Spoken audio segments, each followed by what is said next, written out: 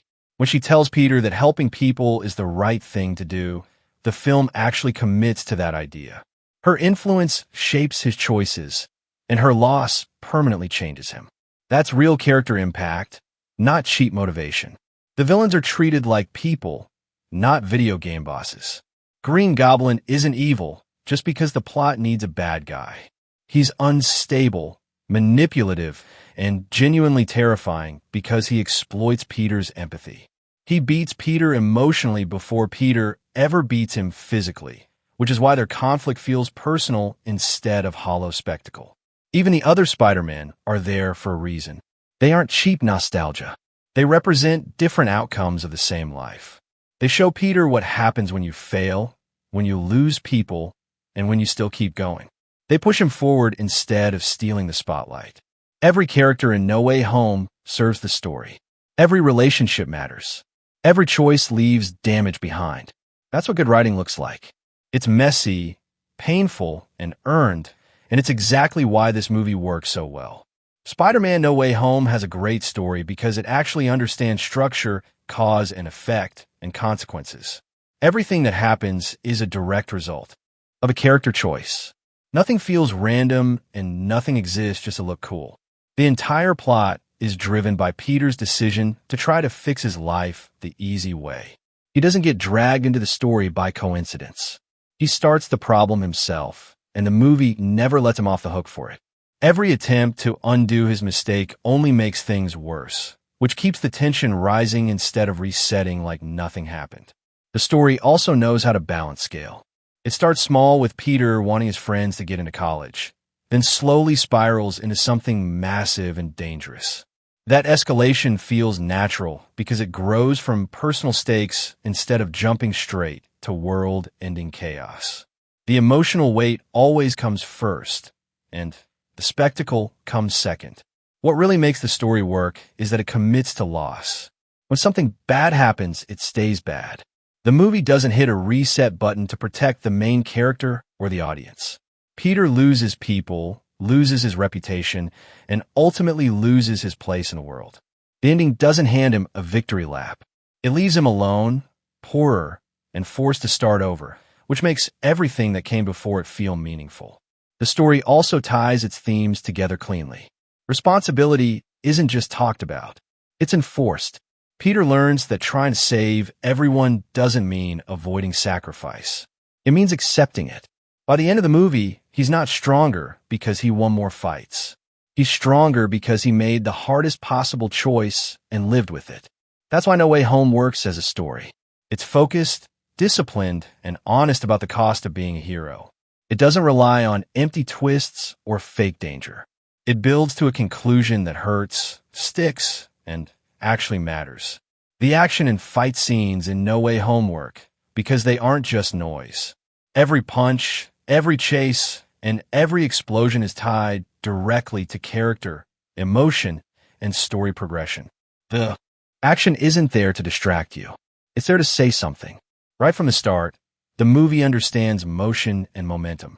Spider-Man doesn't fight like a generic superhero. He moves like someone who thinks while fighting. He's constantly improvising, reacting, and adjusting to his environment. You feel his desperation in the way he swings, the way he scrambles, and the way he makes split-second decisions under pressure. The action always reflects his mental state. The villains all fight differently, and that matters. Each confrontation feels unique because each enemy brings a different kind of threat. Some fights are chaotic and overwhelming. Others are controlled and terrifying. The movie never treats combat like a checklist of cool moves. It treats it like a clash of intentions. You know what each character wants in every fight, and that gives the action weight. One of the biggest strengths is how grounded the fights feel emotionally, even when they're visually huge. When Spider-Man fights Green Goblin, it doesn't feel like a superhero showcase. It feels like a personal nightmare. The brutality is raw. The hits feel heavy. There's rage, fear, and betrayal baked into every exchange. The fight isn't about who's stronger. It's about who breaks first. The movie also understands pacing. It knows when to let a fight breathe and when to let it explode. There are moments of silence, hesitation, and build up before chaos hits, which makes the action land harder. It doesn't drown every scene in nonstop movement. It uses contrast to keep the audience locked in. Team fights are handled especially well. When multiple Spider-Men fight together, the choreography is clear and readable. You always know where everyone is and what they're doing. They don't trip over each other or blend into a visual mess. Instead, their different styles complement each other. You can feel the experience gap, the shared understanding, and the trust forming in real time through movement alone. The environments matter too. Fights aren't staged in empty CGI voids. They take place in apartments, streets, scaffolding, and tight spaces that force creative solutions. Characters use their surroundings constantly. Walls, ceilings, debris, and elevation all play into how the fights unfold, which makes everything feel dynamic instead of repetitive. What really elevates the action is that it never undermines the danger. Characters get hurt. They get thrown through walls. They get overwhelmed. Victories are earned and often incomplete. Even when Spider-Man wins, it usually costs him something emotionally or physically. That constant sense of risk keeps the fights tense instead of predictable. By the time you reach the final battle, the action feels like a payoff, not just a climax. Every move carries emotional history. Every hit connects to something that came before. You're not just watching people punch each other. You're watching choices collide, consequences catch up, and arcs reach their breaking point. That's why the action in No Way Home stands out. It's intense, creative, and purposeful. It understands that great fight scenes aren't about how loud or flashy they are. They're about how much they make you feel, and this movie delivers on that every single time. The visual effects in No Way Home work because they're designed to support the story, not overpower it. They aren't there just to show off technology. They exist to make the world feel believable, dangerous, and emotionally charged. One of the biggest strengths of the effects is how well they blend with practical elements. The movie doesn't rely on flat, weightless CGI. Characters feel like they're actually interacting with their environment. When Spider-Man swings, collides, or crashes through something, there's a real sense of mass and momentum. The physics feel consistent, which keeps the illusion intact even during the most insane moments. The film also uses visual effects to clearly define power. You can immediately tell how dangerous a character is just by how the screen reacts to them. Explosions have force. Energy attacks have scale. Reality-bending moments feel unstable and threatening instead of pretty and harmless. The effects communicate danger without needing exposition. The multiverse visuals are another standout. When reality starts to break, the imagery feels unsettling rather than clean or polished. The sky, the cracks, and the distortions all give the sense that something is fundamentally wrong. It's not just a visual gimmick. It reinforces the idea that the world is tearing itself apart because of Peter's choices. What really helps the effects land is restraint. The movie knows when to pull back. Not every scene is drowning in digital chaos. Quieter moments are allowed to stay grounded, which makes the bigger effects hit harder when they show up. The contrast keeps the visuals from becoming exhausting. The final battle is a perfect example of smart visual design. The setting is visually complex, but never confusing. You can always track where the characters are, what's happening, and why it matters. The effects enhance clarity instead of destroying it, which is something a lot of big-budget movies still get wrong. Even small details are handled with care. Web effects feel tactile. Lighting reacts naturally to movement and destruction. Characters don't float or slide unnaturally in space. All of it adds up to a world that feels cohesive instead of artificial. The visual effects also carry emotional weight. When something looks overwhelming, it's because the situation actually is. When a screen feels chaotic, it mirrors Peter's mental state. The visuals aren't just decoration. They're part of the storytelling language. That's why the visual effects in No Way Home stand out. They're controlled, expressive, and purposeful. They don't exist to distract you from weak writing. They exist to strengthen a story that already works. The acting in No Way Home is one of the biggest reasons the movie works as well as it does. None of the performances feel phoned in, and no one treats the material like it's silly or disposable. Every actor commits fully, which gives the movie emotional weight instead of turning it into a hollow spectacle. Tom Holland carries the film by letting Peter Parker feel genuinely overwhelmed. You can see the stress building on his face as the story progresses. He doesn't play Spider-Man like a confident power fantasy. He plays him like a kid who's drowning under responsibility and guilt. His emotional breakdowns feel raw and uncomfortable, not dramatic for the sake of it. When he's angry, it's frightening. When he's broken, it's convincing. Marissa Tomei brings warmth and seriousness to Aunt May in a way that makes her role matter. She doesn't just deliver inspirational lines and disappear. She grounds the movie. Her performance makes Peter's moral struggle feel real. And when she's gone, you feel the absence immediately. Her scenes don't feel manipulative. They feel honest. Willem Dafoe is on an entirely different level. His performance as Green Goblin is unhinged, terrifying, and controlled at the same time. He switches between calm and chaos effortlessly, and every smile feels like a threat. He doesn't rely on effects or noise to be scary. He sells the danger through body language, voice, and presence alone. You believe that this character could emotionally and physically destroy Peter, and that belief carries every scene they share. The returning Spider-Men also deliver strong performances without turning the movie into a joke. They don't play exaggerated versions of themselves. They feel older, worn down, and shaped by loss. Their quieter moments are just as effective as their big emotional beats, and they add depth instead of stealing focus. Even the supporting cast pulls their weight. Conversations feel natural. Reactions feel real.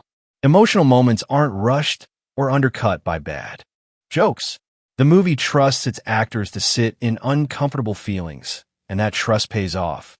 What makes the acting stand out most is how seriously everyone treats the story. No one winks at the camera. No one acts like they're above the material. The actors sell the pain, the fear, and the responsibility completely, which makes the entire movie feel grounded. That level of commitment is rare in blockbuster films, and it's a huge reason why No Way Home hits as hard as it does. The directing in No Way Home is strong because it's confident, focused, and disciplined. The movie always knows what it's trying to communicate in a scene and never loses control of its tone. Even with massive scale, multiple characters, and constant pressure to be flashy, the direction keeps everything clear and intentional.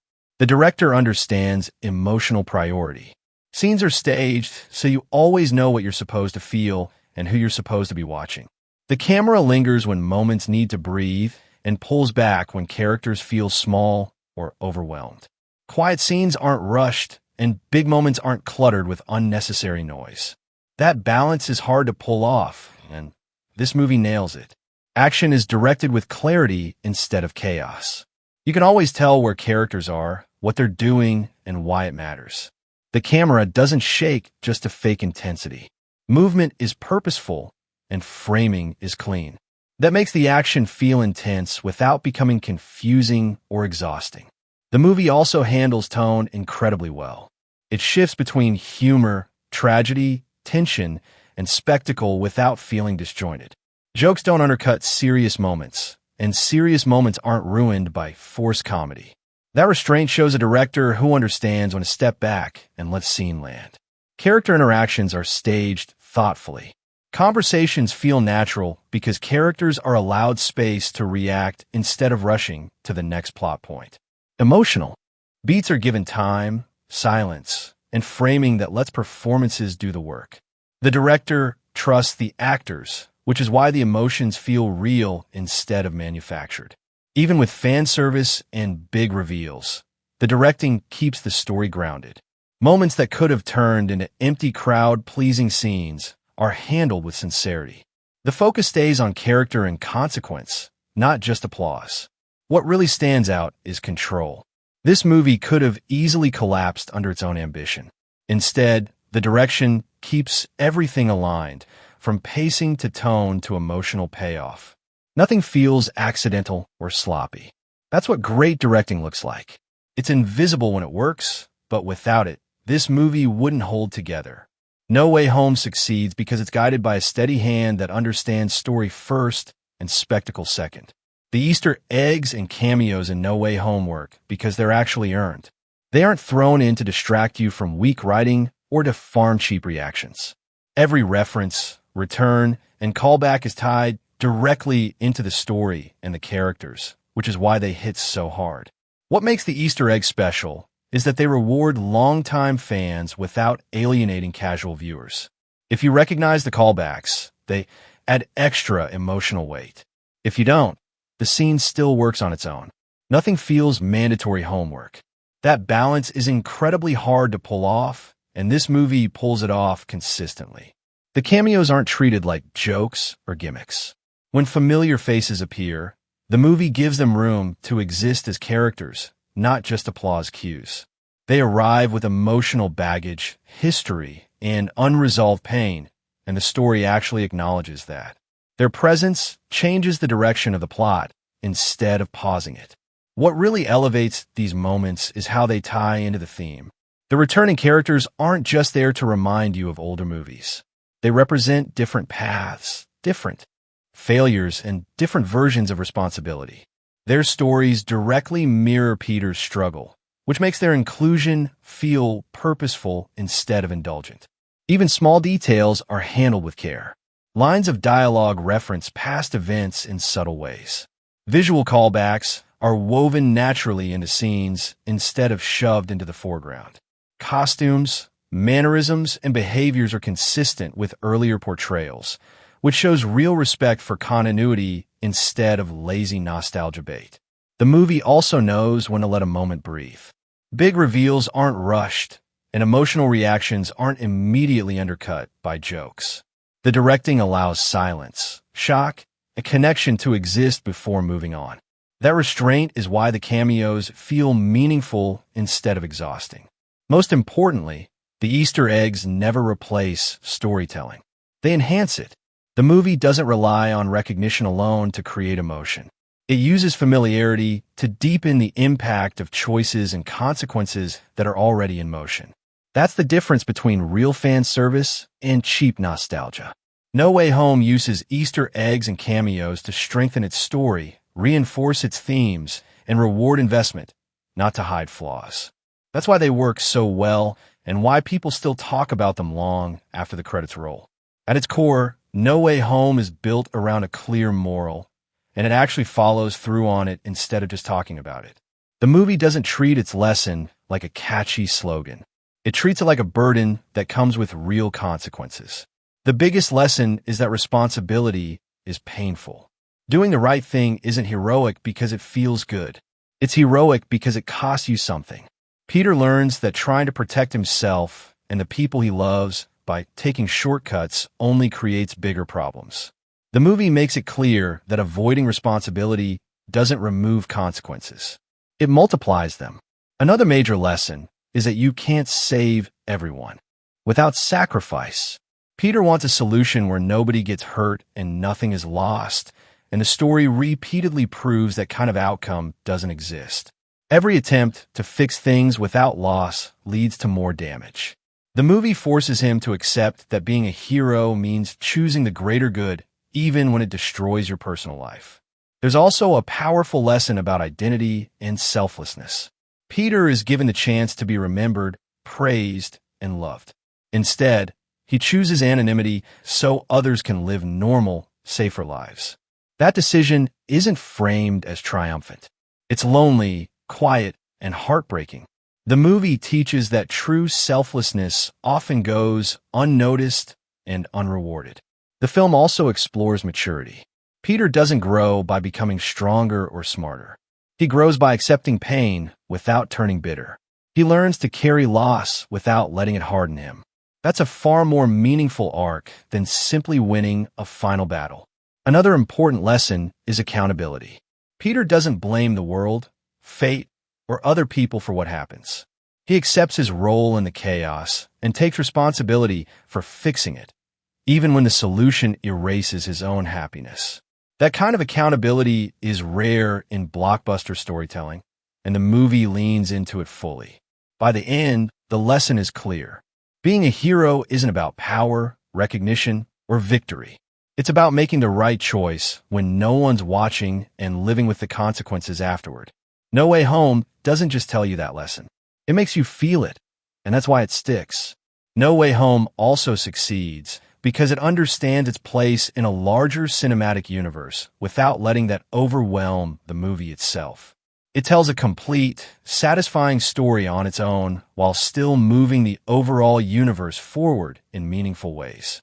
It never feels like a trailer stretch to 2.5 hours. The film respects continuity instead of ignoring it. Events from previous movies actually matter. Here, past choices, past villains, and past relationships all feed directly into the plot. The story feels like a natural consequence of everything that came before it, not a soft reboot or a reset designed for convenience. At the same time, the movie clears the board in a smart way. By the end, Peter is in a completely different place than where he started. His support system is gone, his safety net is removed, and his life is smaller, harder, and more grounded. That creates a clean foundation for future stories without undoing what made this one powerful. The movie also expands the universe without breaking it. The multiverse elements are introduced with clear rules and serious consequences. They aren't treated like a toy box where anything can happen without meaning. The damage caused by crossing universes is real, and the movie makes it clear that these kinds of actions have long-term effects that won't just disappear in the next installment. What makes the setup work is restraint. The movie hints at future conflicts instead of spelling everything out. It plants ideas, themes, and possibilities without turning the ending into a checklist of upcoming projects. That keeps the focus on story instead of marketing. Most importantly, No Way Home earns its sequel setup emotionally. Peter's next chapter isn't exciting because of bigger villains or higher stakes. It's exciting because of who he's become and what he's lost. The future feels earned, not forced. That's how a movie should function inside a cinematic universe. It strengthens the larger story while still standing tall on its own. No Way Home proves that you can build toward the future without sacrificing the present. And that's why it works so well as both a continuation and a new beginning. When you compare the story of No Way Home to Sword Art Online, the gap isn't small. It's a canyon. One is an actual narrative built on cause, consequence, and sacrifice. The other is a half-baked premise that gives up on itself almost immediately. No Way Home has a story because it commits to its ideas.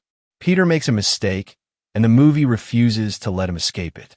Every attempt to fix the problem creates new problems. The plot tightens instead of resetting. By the end, the story demands a real price, and it collects. That's storytelling. Actions matter. Choices hurt. Nothing is undone just because it would be inconvenient to deal with. Sword Art Online, on the other hand, completely wastes its own premise. It sets up a deadly game where dying in the virtual world means dying in real life, then immediately gets bored of that idea. Characters die, and it barely matters. Tension disappears because the main character is never meaningfully threatened. The story bends itself into knots just to protect Kirito from ever truly losing. Stakes are promised and then quietly thrown away. No Way Home understands escalation. It starts with personal problems and builds naturally into something bigger. The story grows because the characters push it there. Sword Art Online jumps all over the place, abandoning arcs, skipping consequences, and resolving massive conflicts with zero effort. Boss fights feel like chores. Emotional moments feel fake because nothing ever sticks. The biggest difference is honesty. No Way Home is honest about pain. It accepts that being a hero means losing things you can never get back. Sword Art Online is dishonest. It pretends to be dark and dangerous while constantly shielding its protagonist from real loss. It wants the aesthetic of tragedy without the commitment. No Way Home has a beginning, middle, and end that actually means something. Sword Art Online feels like a collection of ideas stapled together, held up entirely by power, fantasy, and audience. Self-insertion. One trusts its story enough to let it hurt. The other is terrified of making its main character uncomfortable. That's why No Way Home is miles above Sword Art Online on a story level. One is a real narrative with teeth. The other is a concept that gave up and coasted on hype. When you compare the characters, the difference between No Way Home and Sword Art Online becomes embarrassing for SAO. One side has characters who feel human, flawed, and shaped by their experiences. The other has cardboard cutouts orbiting an invincible self-insert. Peter Parker is written like an actual person. He's emotional, insecure, reckless, and constantly second-guessing himself. His flaws drive the plot forward, and his growth comes from pain, loss, and hard choices. He doesn't get stronger because the story says so. He gets stronger because he suffers and learns. Every version of Spider-Man in No Way Home feels lived in, like a person who's been worn down by responsibility. Kirito is the complete opposite. He barely has a personality beyond being good at everything. He doesn't meaningfully change because the story never forces him to. He walks into every situation already overpowered, already admired, already right. Problems don't challenge him. They exist just long enough for him to show how cool he is. That's not character writing. That's wish fulfillment. The supporting cast in No Way Home actually matters. Aunt May, MJ, Ned, and the villains all influence Peter's decisions and shape who he becomes. They push back against him. They disagree with him. They suffer because of him. Their relationships feel real because they aren't built to worship the main character. In Sword Art Online, most side characters exist to praise Kirito or fall in love with him. They rarely challenge him, and when they do, it never lasts. Their stories are either abandoned or resolved in ways that make Kirito look even better. They don't feel like people. They feel like accessories. The villains in No Way Home have motivations, history, and internal conflict. They reflect different outcomes of power and responsibility. They force Peter to confront what he could become. In SAO, antagonists are shallow obstacles or cartoon villains whose only job is to be defeated so Kirito can move on without lasting damage. Most importantly, No Way Home allows its characters to fail and stay failed. Loss changes them permanently. Sword Art Online is terrified of that idea. Any failure is temporary, any loss is reversible, and any emotional consequence is quickly brushed aside so the power fantasy can continue uninterrupted. That's why the characters in No Way Home feel real, and the characters in Sword Art Online feel hollow. One story treats characters as people who grow through pain. The other treats them as props designed to make one guy look unbeatable. When it comes to action and fight scenes, No Way Home completely outclasses Sword Art Online in every possible way. This isn't even a fair comparison. One understands how action can tell a story. The other treats action like a flashy screensaver meant to distract you from how empty everything else is. In No Way Home, every fight has purpose. You know why it's happening, what each character wants, and what's at risk. The action pushes the story forward instead of pausing it. Fights change relationships, escalate consequences, and leave lasting damage. Characters don't walk away untouched. You feel exhaustion, desperation, and emotional strain in every major battle. The choreography in No Way Home is thoughtful and varied. Spider-Man fights creatively, using his environment, his intelligence, and his agility. He adapts when he's outmatched. He makes mistakes. He gets overwhelmed.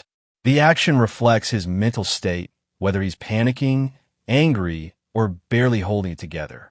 It feels dynamic because it's character-driven. Sword Art Online's fights are the opposite. They're repetitive, weightless, and predictable. Kirito swings his sword, activates some overpowered ability, and wins. That's it. There's no strategy worth caring about, no real danger, and no sense that anything could go wrong. The animation tries to sell intensity, but the outcome is never in doubt, so the fights feel hollow. No Way Home also understands impact. It's feel heavy. Damage matters. When someone gets slammed through a wall, you believe it hurts. When Spider-Man loses a fight, it changes him. In SAO, characters get stabbed, blasted, or beaten half to death, then act completely fine 5 minutes later. The action looks dramatic, but it has no weight. The emotional stakes are another massive difference. In No Way Home, fights are personal. They're fueled by betrayal, grief, guilt, and responsibility. You're not just watching bodies move. You're watching characters clash over ideals and consequences. In Sword Art Online, fights are mostly mechanical. Boss battles exist because the game says they need to exist, not because the story earned them. Even large-scale battles are handled better in No Way Home. The screen is readable. You always know where characters are and what they're doing. The action builds instead of dragging on. SEO often devolves into visual noise where flashy effects try to compensate for the lack of tension. At the end of the day, No Way Home uses action to deepen its story and characters. Sword Art Online uses action to prop up a power fantasy that refuses to challenge its protagonist. One makes fights meaningful. The other makes them meaningless spectacle. That's why No Way Home's action and fight scenes aren't just better than SAO's. They expose how shallow SAO's action really is. When it comes to morals and themes, No Way Home completely destroys Sword Art Online. And this is where SAO falls apart the hardest. One actually believes in what it's saying. The other just pretends to be deep while saying nothing at all. No Way Home is built around responsibility, sacrifice, and accountability. And it never backs down from them. The movie doesn't just tell you that choices matter. It proves it by making the main character suffer permanent consequences. Peter learns that doing the right thing doesn't guarantee a happy ending. Sometimes it guarantees loss, loneliness, and pain, and you still have to do it anyway. That's a real moral. Sword Art Online talks about death, trauma, and survival, but it refuses to commit to any of it. It uses danger as decoration. Characters are supposedly trapped in a life or death situation, Yet the story constantly undermines that idea by protecting its protagonist from real loss. You're told the world is brutal, but the writing is too scared to actually be brutal where it counts. No Way Home understands sacrifice. Peter gives up recognition, relationships, and his entire identity to protect others. Nobody applauds him for it. Nobody thanks him. The movie makes it clear that true heroism often goes unseen and unrewarded. That lesson hurts, and it's supposed to. Sword Art Online avoids sacrifice at all costs. Kirito never has to truly give anything up. Even when something bad happens, it's either undone, ignored, or turned into another reason why he's special. The story wants the emotional weight of sacrifice without actually sacrificing anything. It's hollow. Another major theme in No Way Home is maturity. Peter grows by accepting pain instead of running from it. He doesn't become better by gaining power. He becomes better by choosing responsibility over comfort. The movie respects the audience enough to let that growth be slow, painful, and lonely. SEO replaces growth with power scaling. Kirito doesn't mature. He just gets stronger.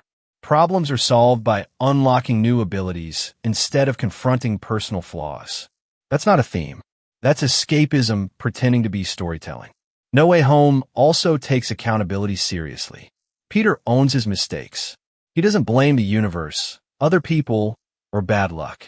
He accepts that his choices caused real harm and takes responsibility for fixing it, even when the fix erases his own happiness.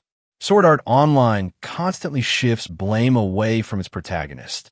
When something goes wrong, it's always someone else's fault or an external system that conveniently disappears once Kirito wins. The story never forces him to truly reckon with his actions. At its core, No Way Home believes that being a hero is hard and often miserable, but still necessary. Sword Art Online believes being the hero should feel cool, validating, and effortless. One challenges the audience. The other coddles it. That's why the morals and themes in No Way Home actually stick, while Sword Art Online's feel empty. One has something to say and is brave enough to say it. The other just borrows serious ideas and refuses to follow through. When you compare the acting, the difference between No Way Home and Sword Art Online is night and day. One relies on nuanced, emotionally grounded performances. The other leans on exaggerated delivery and flat characterization that never rises above its own limitations. In No Way Home, the acting carries the emotional weight of the story. You can see stress, guilt, fear, and exhaustion on Peter's face as the movie progresses. Emotions aren't just stated out loud. They're shown through body language, pauses, and reactions. Scenes are allowed to sit in silence because the actors are strong enough to hold your attention without constant noise or explanation. Moments of grief feel uncomfortable in the right way. Anger feels explosive and dangerous. Quiet scenes feel fragile. The performances sell the idea that these characters are actually living through something painful and irreversible. Even when nothing is happening visually, the acting keeps the tension alive. Sword Art Online doesn't come close to that level of emotional authenticity. Most of the acting relies on telling instead of showing. Characters constantly explain how they feel instead of expressing it naturally.